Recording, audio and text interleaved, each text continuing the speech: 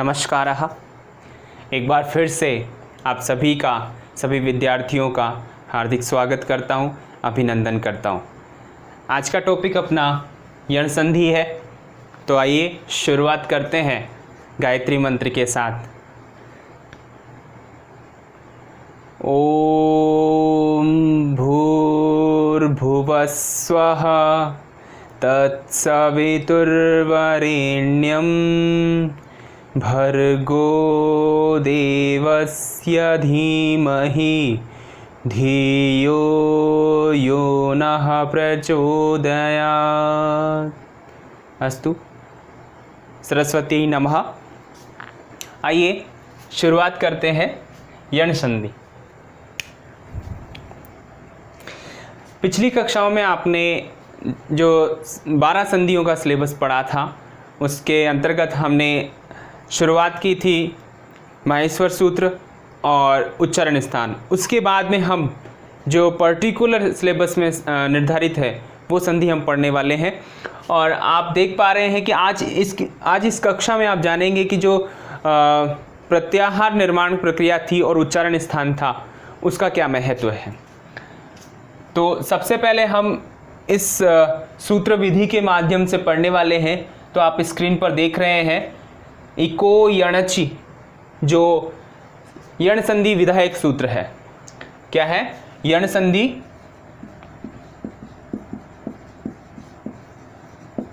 विधायक सूत्र, ठीक है ना। यानी यण संधि करने वाला विधायक सूत्र कौन सा है? इको यणचि।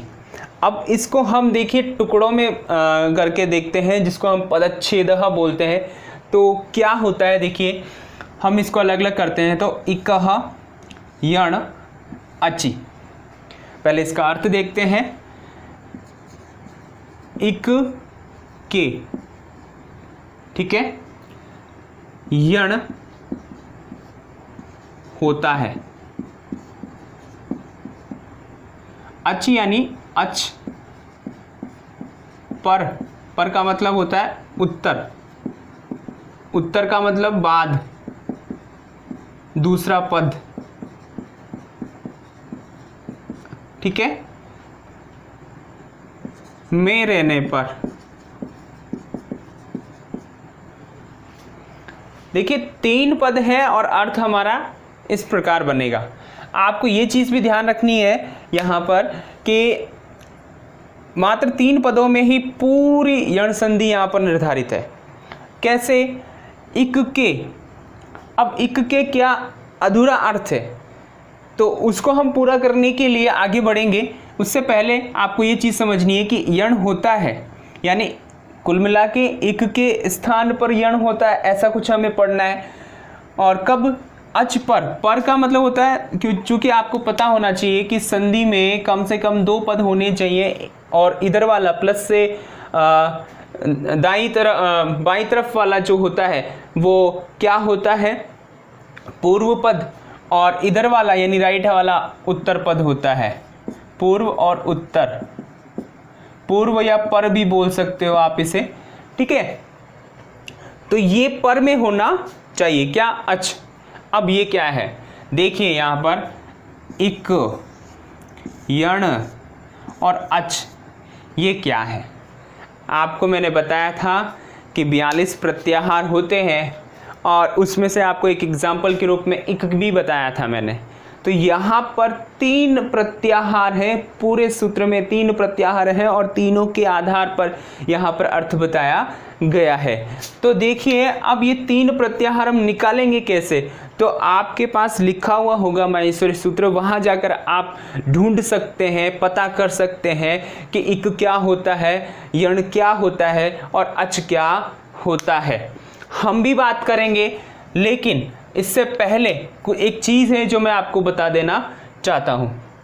वो ये है कि जब भी कोई पद, ध्यान से सुनिएगा क्योंकि बार बार ये काम आएगा। और एक बात और आपको नोटिस करवा दूं कि ये केवल मैं 10वीं के लिए पढ़ा रहा हूँ, ठीक है ना। लेकिन ये जो संधि का सिलेबस है वो कक्षा 9 में भी है, 10 में भी है, 11 में भी है और 12 में भी है, ठीक है ना। यानी जो 10-11 में संस्कृत विषय लेकर के पढ़ते हैं उनके कक्षा के लिए भी यण संधि निर्धारित की गई है। तो मैं ये जो लेवल ले रहा हूँ, ये जिस तरीके से पढ़ा रहा हूँ वो 12वीं कक्षा के लेवल तक का है, तो आप इस चीज़ को ध्यान रखिएगा। हाँ, तो मैं बता रहा था आपको कि जब कोई पद सूत्र में षष्ठी विभक्ति में हो, ध्यान से सुनिएगा, जब कोई पद सूत्र में षष्ठी विभक्ति में हो, ठीक है ना, तो वो स्थानीय होता है। वो क्या होता है? स्थानीय होता है। स्थानीय का मतलब है उनके स्थान पे आदेश होना होता है, ठीक है ना। यानी जैसे मान लीजिएगा यहाँ पर स्थानीय क्या है? इक है, इक में षष्ठी विभक्ति है, ठीक है ना, तो ये स्थानीय है, इनके स्थान पर आदेश होना है, ठीक है। और जो प्रथमा में आएगा वो आदेश होगा, ठीक है ना, वो क्या होगा? आदेश होगा। यानी जो प्रथमा में आएगा वो आदेश होगा, षष्ठी के स्थान पर जैसे वो आदेश होगा। जो सप्तमी में आएगा वो उत्तर पद में आएगा, उत्तर पद में लिखा जाएगा शर्त के रूप में, शर्त के रूप में उत्तर पद में लिखा जाएगा। और ध्यान रखना जो स्थानीय आएगा वो पूर्व पद में आएगा आपका, ठीक है। ये बातें हैं जो आपको ध्यान रखना है, ठीक है। एक और होता है पंचमी, तो ये आपका पूर्व पद में होगा शर्त के रूप में। इनके सबके सूत्र निर्धारित है, लेकिन मैंने आपको शॉर्ट में बताया है कि सूत्र में अगर कोई षष्ठी का पद आता है तो वो स्थानीय होता है और पूर्व पद में ही होगा, ठीक है। प्रथमा में अगर आता है तो वो आदेश होगा, यानी वो आदेश होगा उन वर्णों के स्थान पे जो स्थानीय है, ठीक है। सप्तमी में कोई पद आता है तो वो उत्तर पद में जाएगा, उत्तर पद में जाएगा, शर्त के रूप में आता है, कोई ना कोई शर्त लेकर के आता है। पंचमी में रहेगा तो वो पूर्व पद में आएगा, कोई ना कोई शर्त लेकर के आएगा, ठीक है। अब यहाँ पर हमें ये देखना है कि कौन सा तो षष्ठी में है, तो ये तो षष्ठी में है, ये प्रथमा में है और ये सप्तमी में है, ठीक है ना। तो यहाँ पर ये तो स्थानीय हो गया, यह आदेश हो गया, और ये क्या हो गया?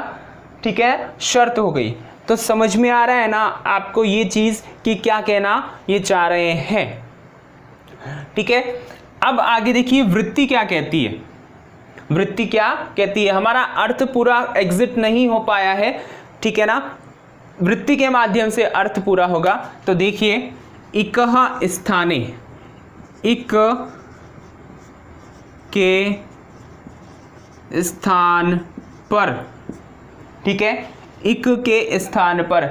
इक क्या है हम आगे पढ़ेंगे, ध्यान रखिएगा, मैंने वैसे बता दिया ये सब प्रत्याहार है, ठीक है। यण,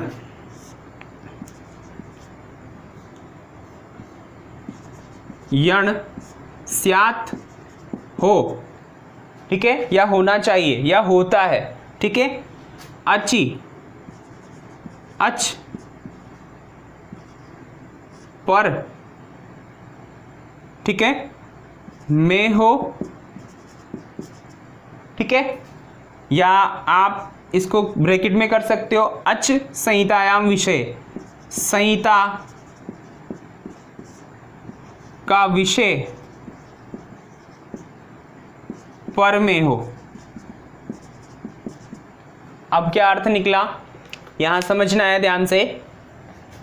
इक के स्थान पर देखिए वृत्ति, हम अर्थ लिखते हैं तो संस्कृत में जो अर्थ होता है यानी कि जो वृत्ति होती है उसे हम अर्थ भी बोल सकते हैं कि ये वृत्ति जो है अर्थ स्वरूप है कि क्या कहना चाह रही है। देखिए इक के स्थान पर, ध्यान से सुनना, इक के स्थान पर यण हो, यानी यण होना चाहिए या यण होता है। शर्त क्या रखी कि अच पर में हो, अच यानी अच प्रत्याहार में आने वाले वर्ण। संहिता का विषय हो, संहिता का विषय हो, या संहिता का विषय पर में हो यानी बाद में हो, उत्तर पद में हो, जैसा कि हमने यहाँ पर पढ़ा, ठीक है ना। तो ये अर्थ क्या हो गया, कुल मिला के हमें पता चला कि इक के स्थान पर यण होता है, ठीक है। शर्त हमारे पास रख दी अच उत्तर पद में हो या पर में हो, ठीक है। अब देखिए ये तो था सूत्र, ये पदच्छेद, ये वृत्ति। ठीक है, आई थिंक आपको समझ में आ गया होगा। नहीं भी आया हो तो आप मुझे कमेंट करके बताएंगे कि सर मुझे समझ में नहीं आया या क्या आपका डाउट है।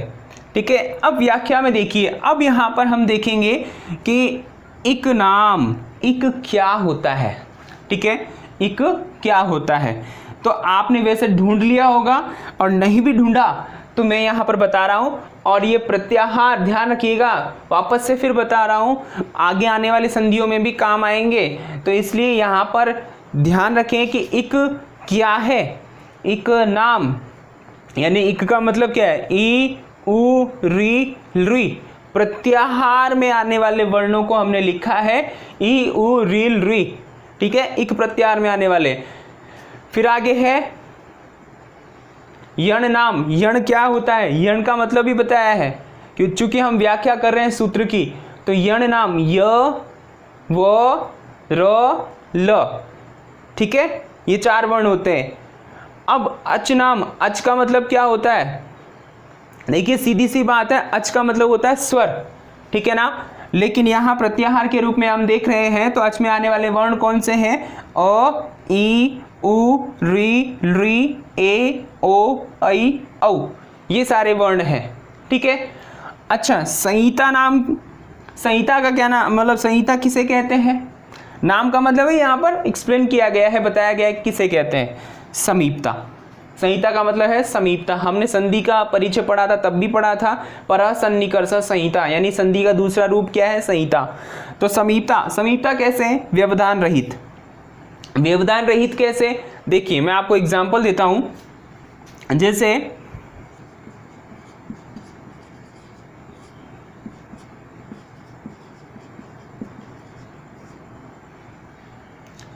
यहां पर देखिए, 1 मिनट, यहां पर बड़ा ही आएगा,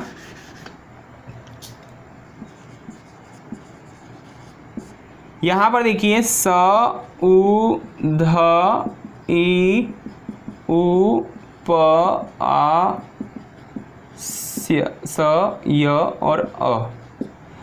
देखिए ध्यान से सुनना है, इन्होंने कहा, इस सूत्र ने कहा इक के स्थान पर यण होता है। आपने जाना इक में कौन कौन से वर्ण आते हैं, आप एक बार क्या करेंगे, गोले कर लेंगे। ठीक है, समझ में आ गया। लेकिन ध्यान रखिएगा, ये पता कैसे चले कि इक हम प्लस के पहले गिने या बाद में गिने, तो मैंने आपको बताया जो षष्ठी में स्थानीय होगा, ठीक है ना, वो पूर्व पद में आएगा, और इक किस में है, षष्ठी में, तो पहले पद में। तो इसको तो आप छोड़ दीजिए थोड़ी देर के लिए। तो यहाँ 2 वर्ण हैं इक में आने वाले, ठीक है ना, समझ में आ रहा है, इक में आने वाले 2 वर्ण हैं। ठीक है, अब किसके स्थान पर आदेश करें, ये प्रॉब्लम है। तो यहाँ पर कहा कि संहिता का विषय हो, ठीक है ना, यानी कि इसके और इसके बीच तो संधि कर नहीं सकते। क्यों नहीं कर सकते, क्योंकि 2 वर्ण हमारे यहाँ व्यवधान के रूप में है, बीच में आ रहे हैं। भाई यहाँ पर देखिए, कोई 2 व्यक्ति हाथ मिलाना चाहे और तीसरा व्यक्ति बीच में आ जाए तो वो हाथ नहीं मिल पाएंगे, ठीक है ना, वो व्यवधान है। तो बीच में व्यवधान नहीं होना चाहिए वर्णों का। तो ध्यान रखिए, यहाँ पर उ और ई का आपस में कोई मेल नहीं हो सकता, क्योंकि ध व्यवधान है। ठीक है, तो ये तो हट गया। अब ई और उ के बीच कोई वर्ण है क्या, आई थिंक कोई नहीं है, देख पा रहे हैं, तो ई और उ, तो यहाँ व्यवधान नहीं है, तो यहाँ है, ये स्थिति संहिता का विषय है, ये समीपता का विषय है, इसे हम समीपता कहेंगे। ठीक है ना, बात समझ में आ गई। तो व्यवधान रहित यानी वर्णों में व्यवधान नहीं होना चाहिए। तो यहाँ पर कोई व्यवधान नहीं, यहाँ तो व्यवधान था, इसमें और इसमें तो व्यवधान था, इतने सारे 2 वर्ण बीच में आ रहे थे, इनके बीच में भी आ रहे थे, तो लेकिन यहाँ नहीं आ रहे, तो यहाँ पर क्या हो जाएगा, व्यवधान रहित हो जाएगा, संहिता का विषय हो गया। तो अब यहाँ पर ये जो शर्त है वो हमें फॉलो कर रही है, यानी कि यहाँ शर्त लागू हो रही है। तो अब हम क्या कर देंगे, इसके स्थान पर यण आदेश कर देंगे। लेकिन ऐसे कैसे यण आदेश कर देंगे, यहां तक बात समझ में आ गई होगी। एक इसका अर्थ में लिखता हूं और आपको 2 सवाल सामने रखता हूं और फिर आगे बढ़ता हूं। आप इसे नोट कर चुके होंगे, तो मैं रफ कर रहा हूं।